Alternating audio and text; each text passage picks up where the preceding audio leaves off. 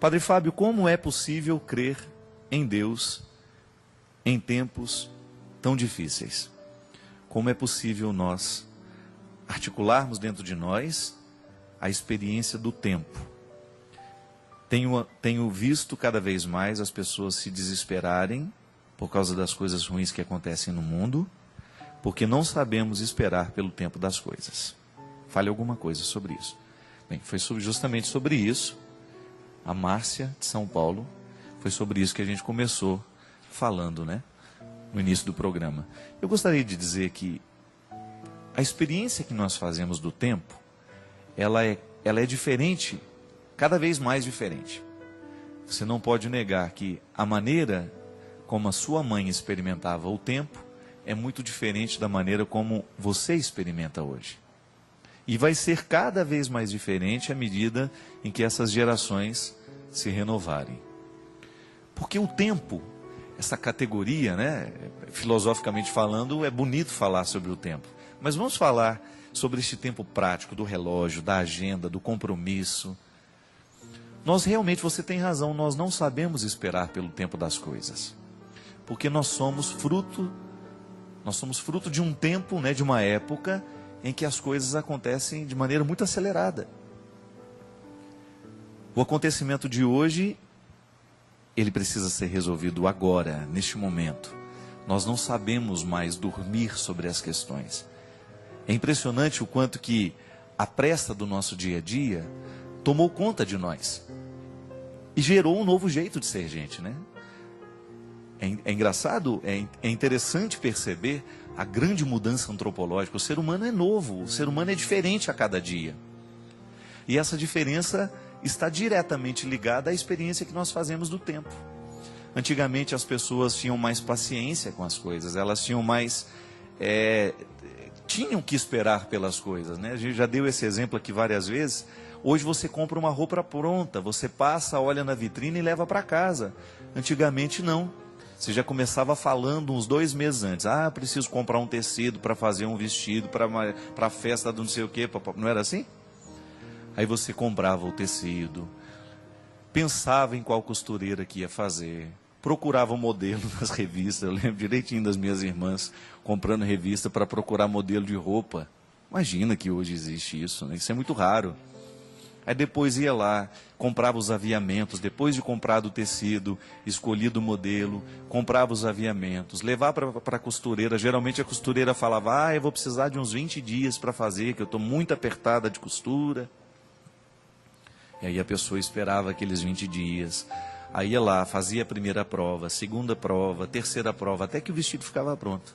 Então da compra do tecido até a feitura e a estreia do vestido, que geralmente era na missa, né? Estreava roupa nova só na missa. Tinha aí um espaço de 2, 3 meses. Minha gente, 2, 3 meses, hoje você já comprou e já jogou fora. É impressionante. Aí, será que tem alguma influência sobre nós essa vida tão apressada? Claro que tem. Então aquela paciência que antes nós tínhamos para esperar pelas coisas, parece que hoje nós não temos mais. Uma paciência que esbarra na vida prática, da gente não ter paciência com o outro, a gente não ter paciência de esperar, a gente acha que... Eu me lembro, o padre Joãozinho tinha essa neura, não sei se ele ainda tem, mas ele tinha uma neura de que o computador dele era lento, que demorava demais para ligar. Aí eu perguntei a ele, mas quanto tempo demora? 1 minuto, 1 minuto e meio. Imagina você, a gente achar que 1 minuto, 1 minuto e meio é tempo demais.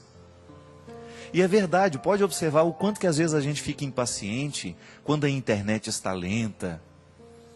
Gente, antigamente, para uma informação chegar, demorava horas e horas e horas. Às vezes o defunto morreu ontem, né? Nós só vamos ficar sabendo daqui 15 dias. Era o tempo que levava alguém para andar a cavalo, com o bilhete, com aquela história toda, né? Então é difícil. Hoje nós não temos paciência. Os 2 minutos para nós hoje representam muita coisa. Então veja bem, houve uma mudança antropológica. Mudou o ser humano que interpreta o tempo. O tempo é o mesmo, ele continua do mesmo jeito. Ainda agora vindo para a Canção Nova, né, a gente estava falando de uma amiga nossa que a gente gosta muito, que é a Lourdinha, lá de Formiga. Uma grande irmã que Deus me deu. E a gente estava lembrando algumas frases que são típicas dela, né? Um jeito próprio de falar, um jeito próprio de interpretar o mundo, um jeito próprio de ser gente. E confesso, né? Para mim, se eu pudesse, eu passaria ao lado da Lourdinha o tempo todo. É uma pessoa que só me faz bem. É uma pessoa agradabilíssima, como diz ela, né? E a gente estava comentando, eu dizia isso, né? O Cláudio e a Cidinha que vinham comigo no carro, eu dizia, hoje já não nascem mais Lourdinhas. Por quê? Porque hoje as pessoas são muito diferentes. O olhar específico que a Lourdinha tem do mundo, é difícil encontrar pessoas hoje. Por quê? Porque o ser humano está diferente. E é engraçado porque os meus grandes amigos são sempre mais velhos. Eu tenho grandes amigos, pessoas com as quais eu passo férias, com as quais, né, eu passo o tempo que eu tenho livre. Geralmente são pessoas mais velhas. Eu tenho muito medo de ir ficando solitário à medida que essas pessoas forem embora do mundo. Porque às vezes eu me interpreto assim. Eu sou moderno por fora, mas eu sou antigo por dentro. O meu jeito de ver o mundo é antigo. O meu jeito de sentir as coisas é muito antigo. E às vezes eu me sinto muito deslocado. Pode ser que você também experimente isso. Porque por mais que eu esteja contextualizado na modernidade, né? Por mais que eu esteja contextualizado nessa experiência de tantos deslocamentos, eu ainda sinto o mundo muito devagar. Eu ainda vejo as coisas com calma. E isso às vezes me causa um sofrimento muito grande, porque eu já fui, já voltei, mas não saí do lugar ainda. Então eu já fiz inúmeros deslocamentos, mas a minha alma continua paradinha lá naquele lugar em que alguma coisa de bonito aconteceu, ou alguma coisa de triste aconteceu. A dificuldade de ir na mesma rapidez com que vai o meu corpo, né? Por quê? Porque eu sou um homem contemporâneo, ligado a uma série de coisas da modernidade, conectado na internet, conectado nos celulares, mas ao mesmo tempo o meu jeito de sentir o mundo ainda é muito antigo. E esperar pelo tempo das coisas nos dias de hoje é mais penoso, porque nós somos muito rápidos. Então veja bem, volto a dizer, o tempo é o mesmo. O que muda é o ser humano que interpreta o tempo. Então, muitos sofrimentos que nós vivemos estão diretamente ligados à nossa incapacidade de esperar pelo tempo das coisas. Pode observar o quanto que hoje as pessoas têm dificuldade de fazer sacrifício.